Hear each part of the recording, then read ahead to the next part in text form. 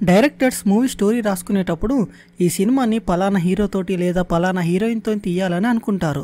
తీరా cinema story complete అయ్యాక ఆ హీరోని కలిసి సినిమా స్టోరీ చెప్పాక హీరోకి సినిమా స్టోరీ నచ్చకనో, ఆ సినిమాలో హీరో క్యారెక్టర్ నచ్చకనో, లేదా కొన్నిసార్లు బిజీగా ఉండి షెడ్యూల్ దొరకకపోవడంతో ఆ సినిమాలని వదులుకోవాల్సి వస్తుంది. అలా టాలీవుడ్ ఇండస్ట్రీలో చాలానే ఉంటాయి. ఒక సినిమాని ఒక హీరోతో అనుకున్న తర్వాత అది కుదరకపోవడంతో ఇంకో హీరోతో తీసి బ్లాక్ బస్టర్ హిట్ కొట్టిన రోజులు కూడా చాలా ఉన్నాయి. అలా ఇప్పుడు మనం జూనియర్ ఎన్టీఆర్ గారు మిస్ చేసుకున్న సినిమాల గురించి మాట్లాడుకుందాం. అందులో నెంబర్ 1 ఆర్య మూవీ. ఈ ఆర్య మూవీ స్టోరీని సుకుమార్ గారు అల్లు అర్జున్ గారి కంటే ముందే ఎన్టీఆర్ గారికి చెప్పారంట.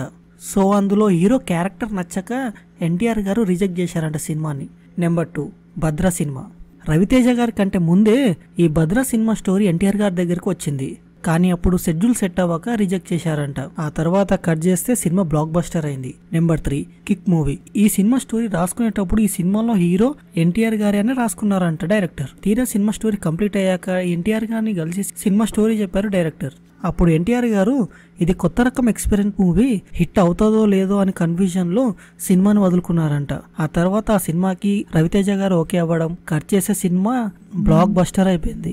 నెంబర్ 4 ఊపిరి సినిమా. ఊపిరి సినిమాలో నాగార్జున గారి ప్లేస్ లో ఫస్ట్ ఎన్టీఆర్ గారిని అనుకున్నారంట. డైరెక్టర్ ఆ స్టోరీ మొత్తం ఎన్టీఆర్ గారికి చెప్పాక అలా మూవీ మొత్తం వీల్ చైర్ లో కూర్చునే క్యారెక్టర్ నేను చేయలేను, మా ఫ్యాన్స్ ఒప్పుకోరు అని చెప్పి ఆ సినిమాని కూడా రిజెక్ట్ చేశారంట. నెంబర్ 5 శ్రీమంతుడు. ఈ సినిమా స్టోరీ మహేష్ బాబు కంటే ముందే ఎన్టీఆర్ గారికి చెప్పారు డైరెక్టర్. సో అప్పుడు వేరే సినిమాలో బిజీగా ఉండడం వల్ల ఎన్టీఆర్ గారు ఈ సినిమాని రిజెక్ట్ చేశారంట.